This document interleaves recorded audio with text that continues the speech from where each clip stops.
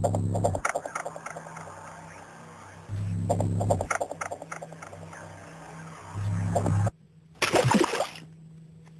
afternoon, Rich Santos here. I'm back from my third video, kayak fishing tips number 3. I'm going to mostly cover fly casting out of a kayak to help you improve in that area. The fly lines I'm using primarily floating lines, weight forward floating lines with a short head on them of about 30 foot. The fly angler redfish taper is a really good one. You want a shorter head on those fly lines so that you can get the weight of that fly line out a lot faster in a kayak for shorter casts. That shorter head is really made for shorter casts, which we end up doing and utilizing most of the time when you're fly fishing out of a kayak. One of the first things I do is I stretch this fly line out. I always put the fly line piled up between my legs and keep it out all the time so you're ready to cast. No sense in reeling it in, casting it out, reeling it in all the time. Extra work that you don't need. But I'll strip out all this line, whatever how far you think you can cast, that's how much line you take out. Maybe 30 feet, 40 feet, 50 feet, whatever it might be, whatever you're comfortable with. And the idea is to really cast. We're going to get all the fly line out, get it stretched out. This really should be done before you launch. If you take your fly line, stretch it out at the truck where you can actually step on it underneath your foot like this. Okay, you can, while you're standing, put it under your foot like this and stretch it. You just need like some type of an anchoring system that will stop you front and back, bow and stern. If you have just one anchor in the back or just one stakeout pole on the side of you, you still could swing, which is an issue.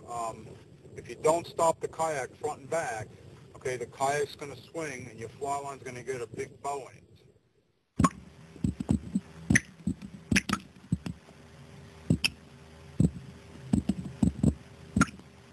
As soon as the fly lands on the water, put your rod tip down and start stripping.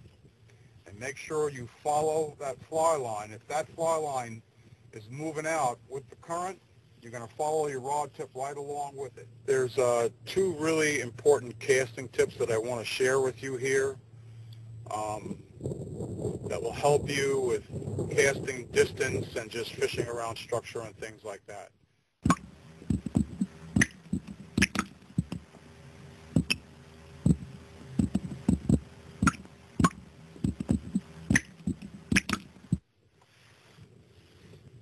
Your rod tip should always travel in a straight line path so that you have a tight, narrow loop.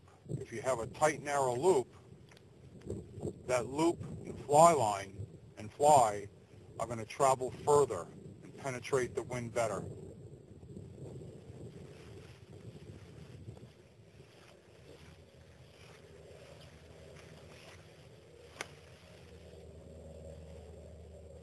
Rod tip down and strip. Not up here. Here.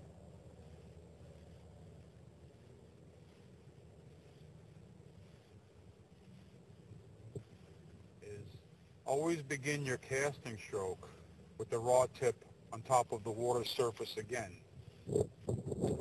Your casting stroke, which is how far that rod tip travels from where it initially stopped on the forward cast and where it stopped on the back cast. Okay, I'm going to start my casting stroke down here on top of the water surface, and I'm going to stop the rod tip high on my back cast back here. Okay? Just picture the face of a clock. Okay? You're going to stop your rod tip down at the 3:34 o'clock position, and then you're going to stop your back cast on the 9:30, 10 a.m. position. Okay? You don't want to be parallel to the water, and the reason that you should have this what they call trajectory angle, okay, of where your rod tip travels in that casting stroke, is so that you can prevent the fly from hitting on your back cast. If your rod tip is low on your back cast, that there's a good chance that that fly is going to hit the water in back of you, which a lot of fly fishing kayakers have that issue. Really keep your fly in the water as long as you can by just casting to the structure that's 45 or 50 feet out there. Again, just strip it in 10, 15 feet around the structure, and then just pick up the whole fly line. Whatever's left, maybe 30 feet or 35 feet, and that 35 feet of fly line is going to load and bend your rod. It has enough weight to load and bend your rod. So you could just do one back cast and then shoot it back out again just like this. One back cast, one forward cast again. I'm just past that structure again. See? Strip it in, 10, 15 feet. Fish it. You're past the structure. Pick up the fly line. Shoot it one back cast. Another important issue when you're out here fly casting and it's windy is to try to keep your rod tip low. So you're casting your fly line under the wind. So you have to go more to a sidearm cast instead of an overhead cast. Your general cast is usually between 15 and 45 degrees like so, but when it's windy, you need to keep that rod tip lower, closer to 90 degrees almost, just like that. That's why you're able to go underneath the wind. Now, another real important thing with casting in the wind is you really need to double haul.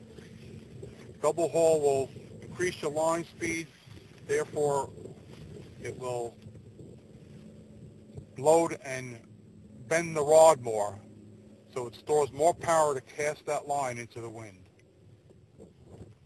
It's another quick point.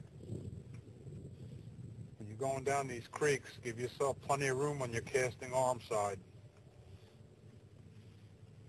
If you're a right-handed caster, go down the left side of the creek. You've always got to be aware of your back cast.